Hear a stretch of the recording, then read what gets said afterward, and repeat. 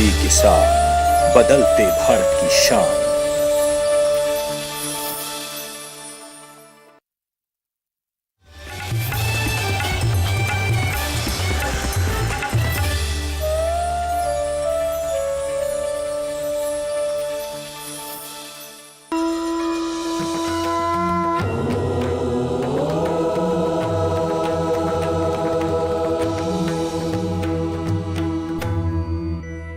बुद्धं शरणं गच्छामि, संघं शरणं गच्छामि।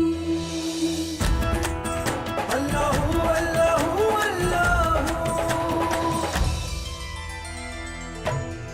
सतनाम वाहेगुरु, सतनाम वाहेगुरु, सतनाम वाहेगुरु, सतनाम वाहेगुरु।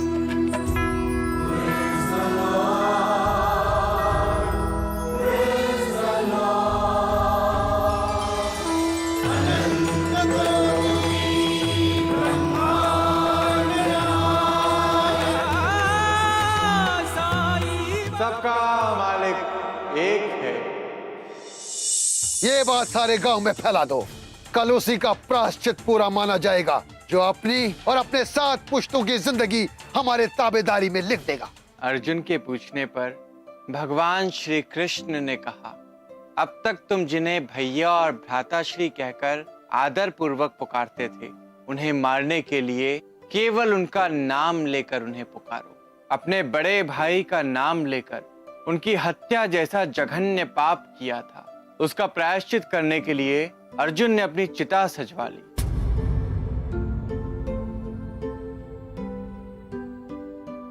क्योंकि अर्जुन ने जो पाप किया था उसका प्रायश्चित आत्माहुति ही थी।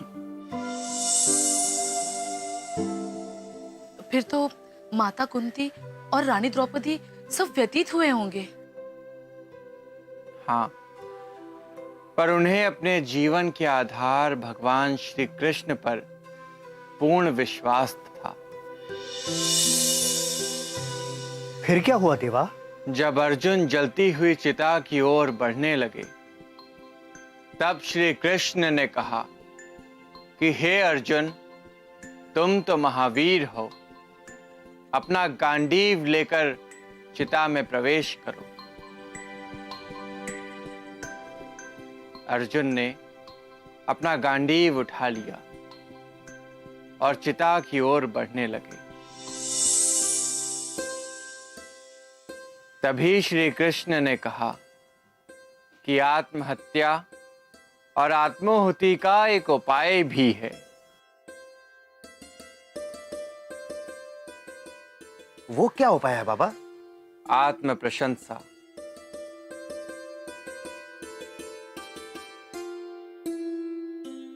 श्री कृष्ण ने अर्जुन से कहा कि तुम अपनी जलती हुई चिता के समीप खड़े होकर स्वयं की प्रशंसा करो।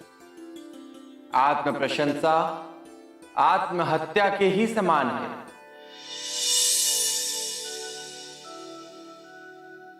अद्भुत ज्ञान दिया श्री कृष्ण ने। आत्म प्रशंसा आत्महत्या के समान है। वाह! तब तो शिरडी का पुलिस पाटिल कुलकर्णी रोज अपनी आत्महत्या करता है, और जब देखो तब अपने मुंह मियां मिट्ठू बना रहता है।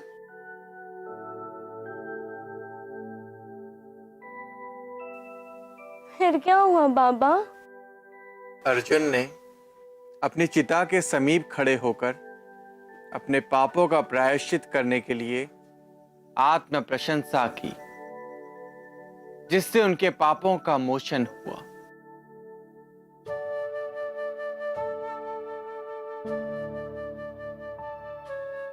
धन्य है श्री कृष्ण और धन्य है आप साईं राम, जो आपने हमें इतनी ज्ञानवर्धक कहानी सुनाई।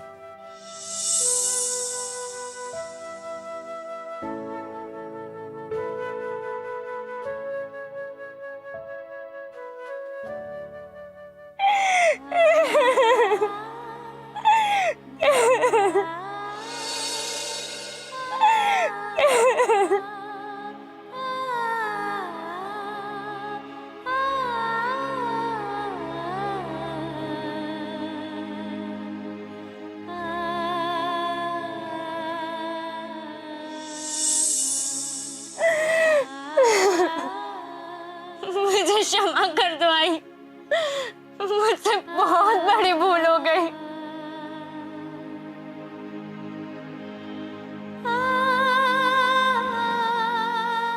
मुझसे ऐसी भूल वापस कभी नहीं होगी। ये वचन है मेरा।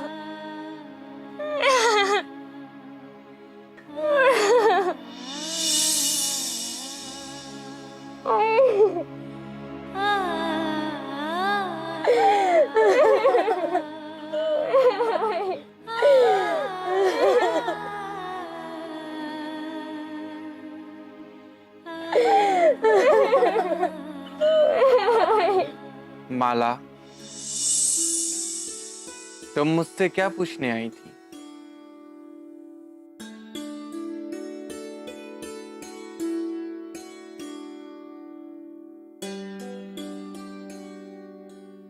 नहीं देवा, कुछ नहीं पूछना।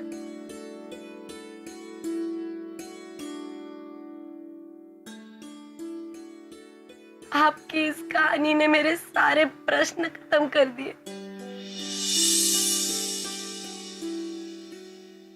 तो जाओ, झिपरी को लेकर अपने वाड़े जाओ। आज्ञा देवा, जो आज्ञा।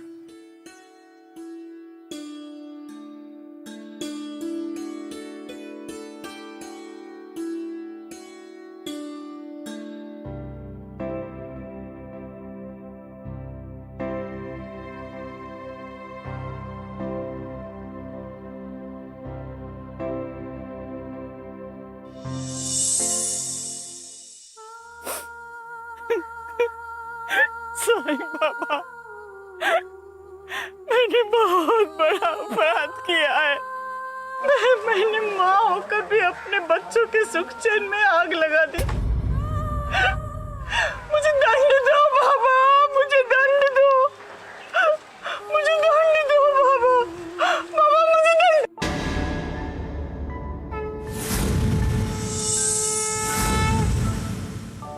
कौन कौन कौन कौन था? कौन था जिसने मुझे गिरने से बचाया? कौन था?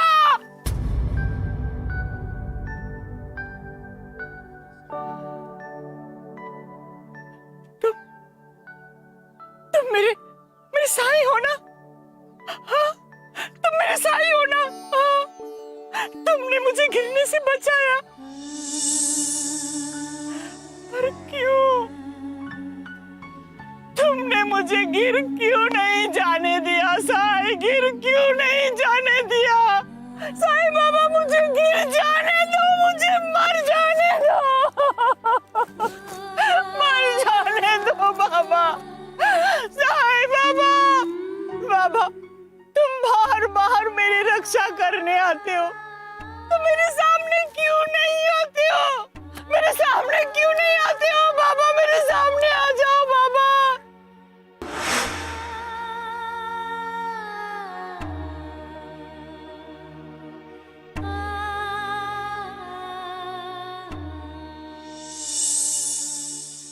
जैसे तुम किसी के साथ बातें कर रहे हो, पर शब्द नहीं सुनाई देते थे। बताओ ना बाबा, बताओ ना बाबा, कौन होता था तुम्हारे साथ? मेरे मालिक, उनकी इच्छा के बिना ना तो कोई उनकी बातें सुन सकता है और ना ही उन्हें देख सकता है।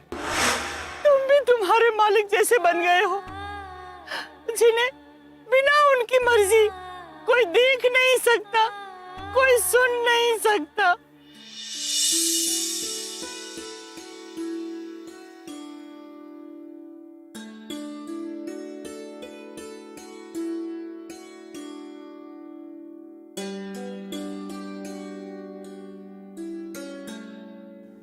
मैं अपने मालिक जैसा नहीं हूं और कभी हो भी नहीं पाऊंगा। मैं तो उनका एक चेला हूं और जो भी मुझे सच्चे मन से पुकारता है, मैं भागा भागा उसके पास पहुंच जाता हूं।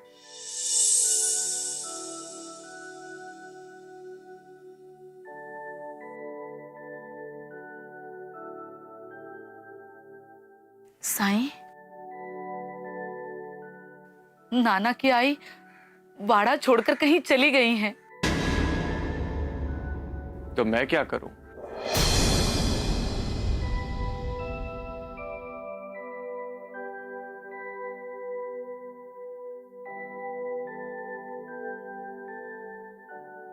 तुम नहीं करोगे तो कौन करेगा? नाना की आई तुम्हारी सबसे पहली और सबसे सच्ची भक्त है साईं।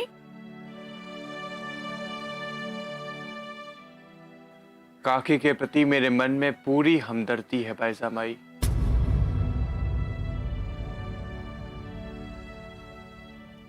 पर वो कहां गई हैं, क्यों गई हैं, ये मैं नहीं, ये तो वही जानता होगा जिसने बिना सच को जाने अपनी आई को घर छोड़ने पर मजबूर कर दिया।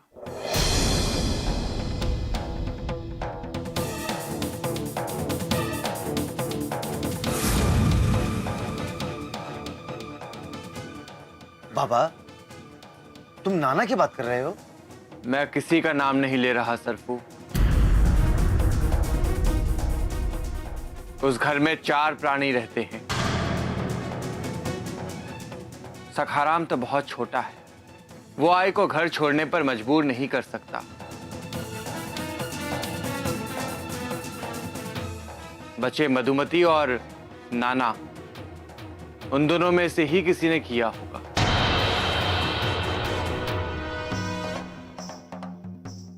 पर यह बात तुम्हें मुझसे नहीं, उन दोनों से पूछनी चाहिए।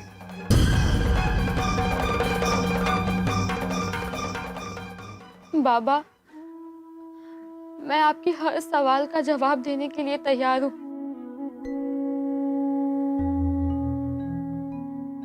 अगर मुझसे कोई भूल हो गई है तो आप जो दंड देंगे वो मुझे स्वीकार होगा।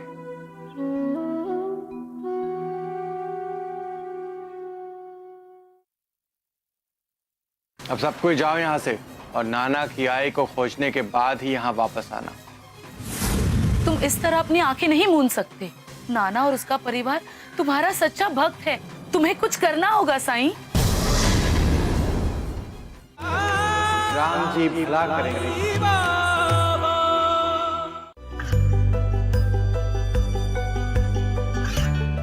गांवों और पिछड़े क्षेत्रों में सरकारी योजनाओं की जानकारी पहुंचा। देश में कौशल और क्षमता विकास कर ग्रामीणों को सामाजिक बदलाव और विकास से जोड़ने की दूरदर्शन किसान की पहल चौपाल चर्चा देखें सोमवार से शुक्रवार सुबह 9 बजे। राम जी भला करेंगे। पहले आप मेरी सासूबाई की कुशलता का समाचार सुना दीजिए।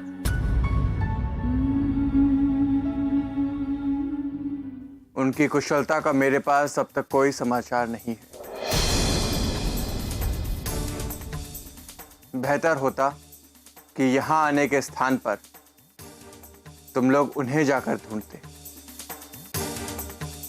वृद्ध शरीर है उनका, ज्यादा दूर नहीं गई होंगी। बाबा, आज मैं पहली बार आपके चावड़ी पे गुहार लेकर आई हूँ। तुम तो पल भर में दूध का दूध और पानी का पानी कर देते हो।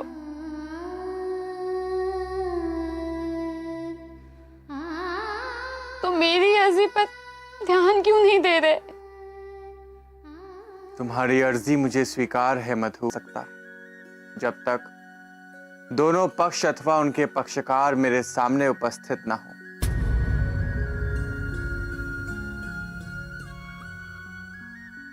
और वैसे भी मैं कोई न्यायविद नहीं हूं, मैं तो मानव धर्म का प्रचारक हूं।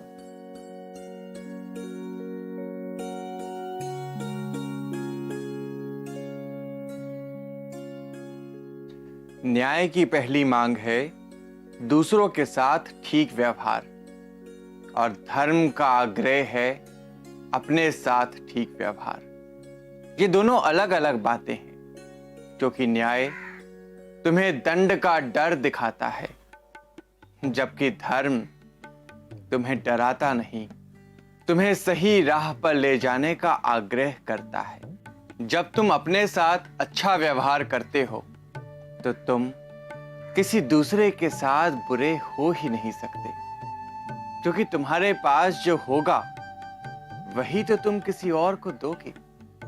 यदि तुम्हारे पास क्रोध, हिंसा और हथियार होंगे तो तुम दूसरों को भी क्रोध, हिंसा और हथियार ही दोगे। पर जब तुम्हारे पास अच्छाइयां ही अच्छाइयां होंगी तो तुम दूसरों में भी अच्छाइयां ही बांटोगे, खुशियां ही दोगे।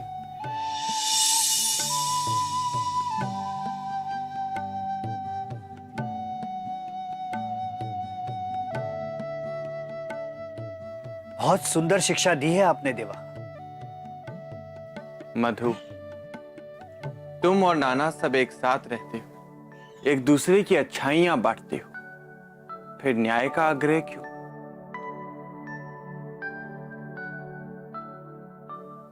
और फिर मुझे नहीं लगता कि तुम्हारे साथ कोई अन्याय हुआ है। जाओ, नाना से भी पहले अपनी आई को खोजो। जब तुम तीनों मिलोगे तो तुम तीनों के मन की सारी शंकाएं अपने आप समाप्त हो जाएंगी।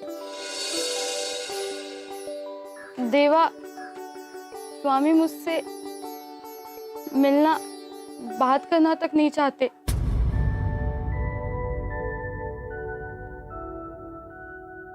उन्होंने कल रात कसम खाई है कि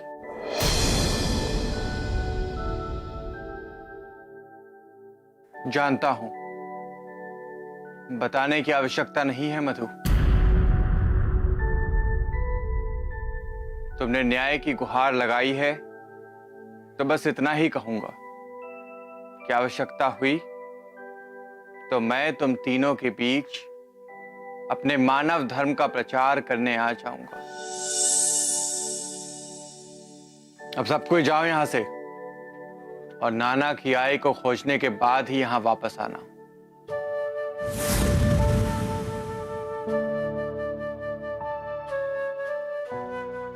साईं, तुम इस तरह अपनी आंखें नहीं मूंद सकते।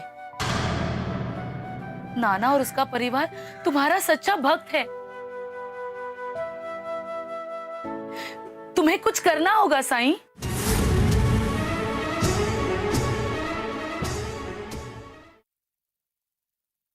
कुलकर्णी भाऊ बहुत ही दयालु हैं। उन्होंने तुम्हारे सबके अपराध क्षमा कर दिए हैं, जीने का अवसर दिया है। अब फैसला तुम्हें करना है कि तुम लोग जीना चाहते हो अथवा मरना। राम जी भला करेंगे।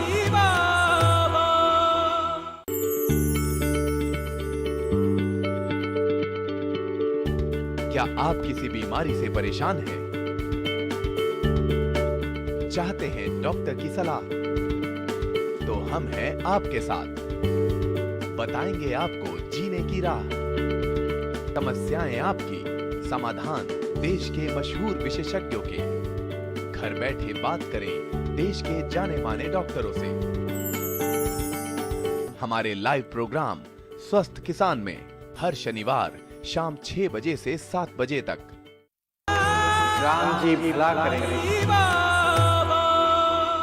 तुम्हें कुछ करना होगा साईं।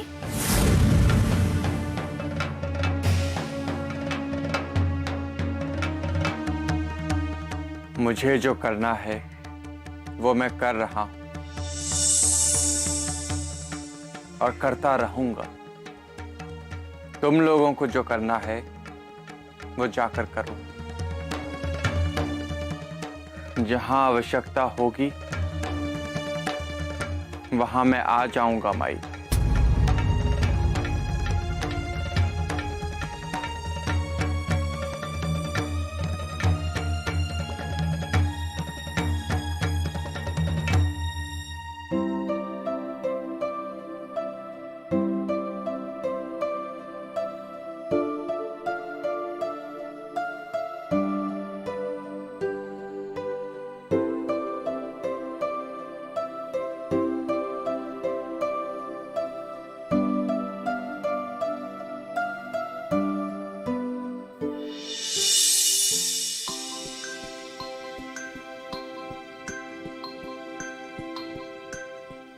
ठहरो बाजा भाई,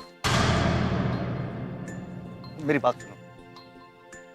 अगर मैं कुछ गलत कहूं तो मुझे माफ कर दो।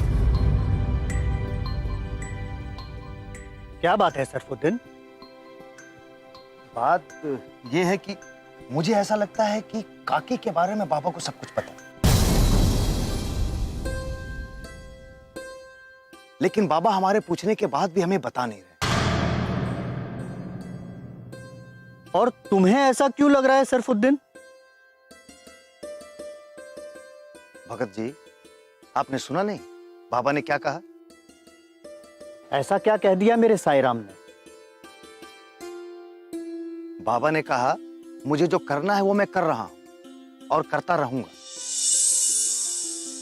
मुझे ऐसा लग रहा है सरफुद्दीन कि तुमने बाईजा से कही हुई साईराम की बात सुन और समझ ली, मगर उनके उपदेश को नहीं समझा। उपदेश? साईराम ने कहा था कि जब तुम्हारे पास अच्छाइयां ही अच्छाइयां होगी तो तुम अच्छाइयां ही बांटोगे और खुशियां ही दोगे। लेकिन इस बात का मेरी बात से क्या संबंध है भगत जी? संबंध है सरफुद्दीन, बहुत ही गहरा संबंध है। तुम विश्वास भी करते हो और संदेह भी। विश्वास के रास्ते में आधा अधूरा कुछ नहीं होता। सरफुद्दीन, एक गांव में बहुत समय से बारिश नहीं हो रही थी, तो पंडितों के परामर्श से गांव वालों ने यज्ञ और अनुष्ठान का निश्चय किया। सुबह के समय यज्ञ में शामिल होने के लिए सारा गांव खाली हाथ आया,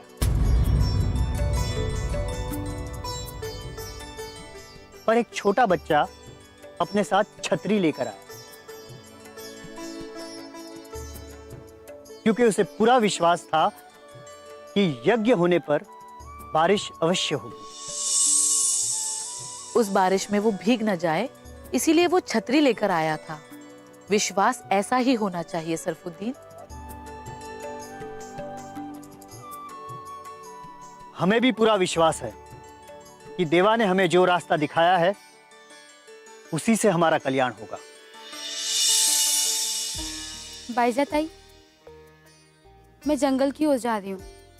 क्या पता मेरी सासूबाई मिल जाए मुझे। हम भी तुम्हारे साथ चलते हैं। नहीं ताई, हम सबको अलग अलग दिशा में जाना चाहिए। साईं बाबा ने कहा है सासूबाई अभी बहुत ज्यादा दूर नहीं गई होंगी। अगर हम अलग अलग दिशा में जाके ढूंढेंगे तो किसी न किसी को शायद मिल जाए वो। बिल्कुल सही कह रही है ये, पर एक आदमी को गांव जाकर भी देखना चाहिए।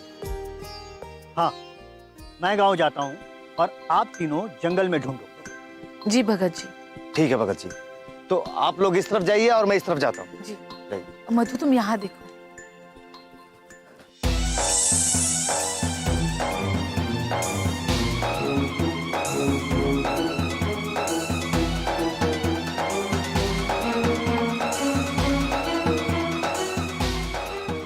तो तुम सब समझ गए कि तुम्हें क्या करना है। होना तो यह चाहिए था कि हम पर हाथ उठाने के अपराध में तुम सबको सूली पर लटका दिया जाता, लेकिन कुलकर्णी भाऊ बहुत ही दयालु हैं। उन्होंने तुम्हारे सबके अपराध क्षमा कर दिए हैं।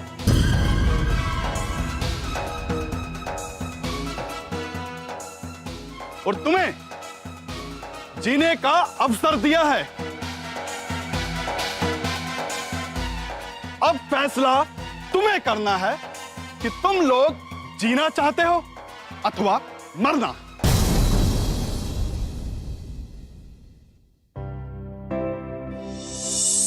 तुम सचमुच दया के सागर हो साईं। पाखंडी फकीर आज रात ही शिरडी छोड़कर भाग निकलेगा। अगर शिरडी से नहीं भागा तो उसे दुनिया से ही भागना पड़ेगा। हमें बचा लो साईं। हम कुलकर्णी के गुलाम नहीं बनना चाहते। इतिहास साक्षी है। कि पापियों के पाप से अधिक इस संसार को हानि सज्जनों के मौन ने पहुंचाई है। आरती श्री साईं गुरुवर की, आरती श्री साईं गुरुवर की, परमानंद सदा सुरवर की, परमानंद सदा सुरवर की, मोरे